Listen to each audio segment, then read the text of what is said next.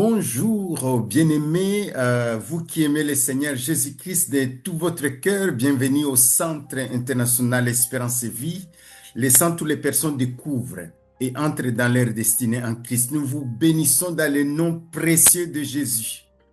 Nous allons continuer notre série de messages sur les quatre terrains. La fois passée, c'est tiré sur l'évangile de Matthieu au chapitre 13. C'est la parabole du semeur. Jésus nous relate combien notre cœur, l'attitude de notre cœur est tellement importante par rapport à la croissance de notre vie spirituelle. Oui, la parole de Dieu, elle est puissante. La parole de Dieu, elle est créatrice. La parole de Dieu, elle est guérissante. La parole de Dieu, elle est vivante. La parole de Dieu, elle est tranchante, plus tranchante qu'une épée à des tranchantes. Elle est pénétrante jusqu'à partager à mes esprits, moi et les jonctures. La parole de Dieu n'échoue jamais. Il envoie sa parole et sa parole guérit. Il envoie sa parole et sa parole délivre. Oui, la parole de Dieu, elle est puissante. Mais ici, Jésus veut nous montrer l'importance de nos cœurs. Le cœur qui reçoit la parole de Dieu. Il compare la parole de Dieu à une sémence. Une sémence qui doit être plantée dans la bonne terre. Et il va donner 4 types de terres. La terre qui est symbole de notre cœur.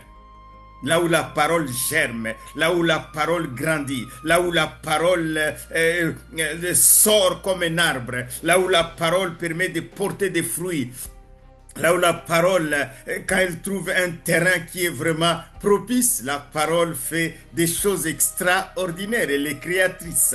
Mais aujourd'hui, nous allons passer au deuxième message. Le premier, c'était cet homme qui a reçu qui a sémé la parole et la parole est tombée sur le long du chemin. Et les oiseaux sont venus, ils ont mangé la parole.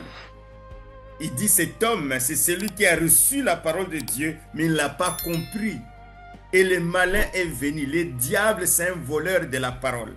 C'est pourquoi nous prions. C'est pourquoi nous prions pour que nous-mêmes, nous soyons réceptifs à la parole. C'est pourquoi je prie, toi qui m'écoutes, que tu sois réceptrice, récepteur, que ta parole, vraiment la parole de Dieu, pénètre dans ton cœur, parce qu'elle est puissante.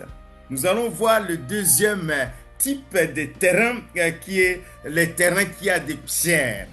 C'est un terrain qui a des pierres. Il dit, et une autre, donc Matthieu 13, il dit, une autre partie tomba dans les endroits pierreux, où elle n'avait pas beaucoup de terre. Elle leva aussitôt, parce qu'elle ne trouva pas un sol profond. Mais quand le soleil parut, elle fut brûlée et sécha, faute de racines. Il va expliquer la parole à ses disciples en disant, celui qui a reçu la sémence dans les endroits pierreux, c'est celui qui entend la parole et la reçoit aussitôt avec joie. Il reçoit aussitôt avec joie. Il dit, aïe, aïe, aïe, aïe. Ça, c'était une bonne prédication. Ça, c'est une bonne parole. Ah, Dieu m'a parlé. Il reçoit avec joie. Il saute de joie même. Ce sont des gens qui crient dans les églises. Qui crient, qui sautent de joie. Quand on prêche, ils sautent de joie. Mais dans leur cœur, il n'y a pas la profondeur. Bien sûr, il y a des gens qui sautent de joie. Mais en recevant réellement la parole, en la gardant, en la méditant, en la comprenant. Je ne parle pas de ces gens-là. Je parle de ces gens qui sautent de joie devant une parole, devant une prédication, devant un enseignement. Mais après, tout de suite après, dès qu'il survient une persécution par rapport à la parole, il trouve une occasion de chute. Il parle, dit, il reçoit aussitôt avec joie, mais il n'a pas de racine en lui-même, il manque de persistance. Et dès que survient une tribulation ou une persécution à cause de la parole, il y trouva une occasion de chute. Combien de fois on entend la parole, on est dans la joie. Et après, dès qu'il vient une persécution par rapport à l'application de cette parole, ah, il y a une occasion de chute. Ici, il y a un homme qu'on appelle Pierre dans la Bible, qui suivait Jésus. Il a marché sur l'eau.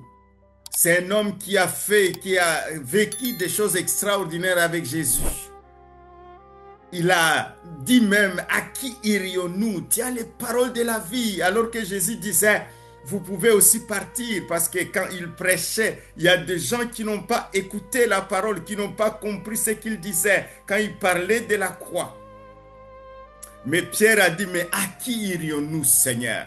Tu as les paroles de la vie éternelle. Quand nous t'entendons parler à l'intérieur de nous, la vie jaillit, la joie, la paix. Nous aimons ta parole, nous aimons ta présence, Seigneur Jésus. Mais quand on a arrêté Jésus, parce qu'il n'a pas compris que Jésus devrait aller à la croix, Pierre, la parole, parce qu'il n'y avait pas de persistance, il va tomber, il va renier même son maître. Alors qu'une servante lui dit, toi aussi tu étais avec Jésus, les Galiléens.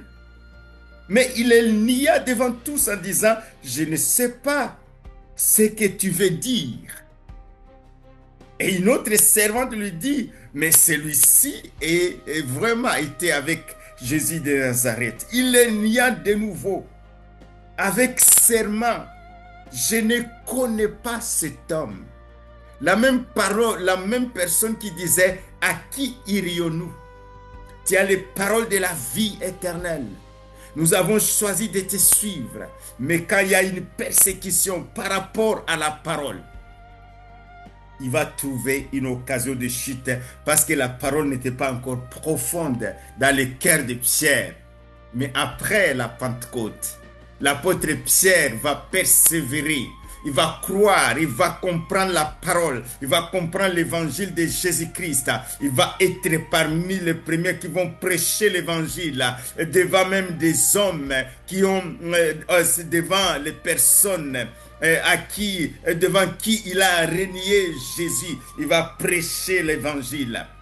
Lui qui disait, je ne connais pas cet homme, mais quand il va comprendre la parole, quand la parole va pénétrer, quand l'Esprit Saint va venir avec de l'eau céleste dans cette terre qui est son cœur, cette parole, nous le verrons sur le quatrième type de terrain. Nous sommes sur le premier. Tu reçois la parole avec joie, mais il n'y a pas de profondeur. Tu reçois la parole avec joie, mais il y a encore de pierres. Il y a des pierres qui empêchent la parole de grandir. Il y a encore des pierres qui... Ce n'est pas des inquiétudes. Ça, on verra sur le terrain, le troisième terrain. Ici, c'est vraiment, tu reçois la parole avec joie, mais il n'y a pas de persistance. La parole ne pénètre pas. Parce qu'il y a des pierres à l'intérieur de toi. Enlève la pierre. Ôte la pierre. Ôte les pierres qui empêchent les paroles que tu as déjà entendues de porter du fruit, des paroles de guérison que tu as entendues, de porter la guérison dans ton cœur. Parce que la parole de Dieu est puissante. Il envoie la parole et guérit. Les paroles de délivrance que tu as déjà entendues, de porter du fruit dans ton cœur. Ôte les pierres. Ôte les pierres. Ôte les pierres. Reçois la parole avec joie et laisse pénétrer cette parole. Seigneur, merci pour cet homme, merci pour cette femme qui m'entend, qui écoute ce message. Je prie, Seigneur, que cet homme, cette femme, ce jeune homme, cette jeune fille reçoivent la parole parce que ta parole, elle est puissante, elle est vivante, elle est créatrice, elle est guérissante, elle est libératrice. Seigneur, que cette parole de l'évangile, qui est l'évangile du royaume de Dieu, les diables, ils s'attaquent à l'évangile du royaume de Dieu, parce que c'est l'évangile qui vient libérer les captifs. Il va te pousser avec des persécutions par rapport à la parole que tu as reçue. Il va essayer de te persécuter. Il va essayer de te tromper. Il va essayer de s'attaquer à la parole que tu as reçue, alors que c'est une parole puissante. C'est une parole de guérison. C'est une parole de libération. Il va s'attaquer, mais persévère. Persévère. Enlève les pierres. Enlève les pierres et reçois la parole de Dieu dans ton cœur. Reçois cette parole aujourd'hui dans ton cœur et laisse la parole pénétrer. Laisse la parole pénétrer. Seigneur, je prie pour cet homme, je prie pour cette femme, Seigneur, qui est persécuté, qui se sent persécuté par rapport à la parole. Pourtant, il a reçu cette parole avec joie. Je prie, Seigneur, que vraiment la grâce de Dieu vienne dans sa vie. Que la grâce de Dieu qui soit à mesure d'ôter la pierre et de pouvoir vivre vraiment réellement la puissance de la parole de Dieu.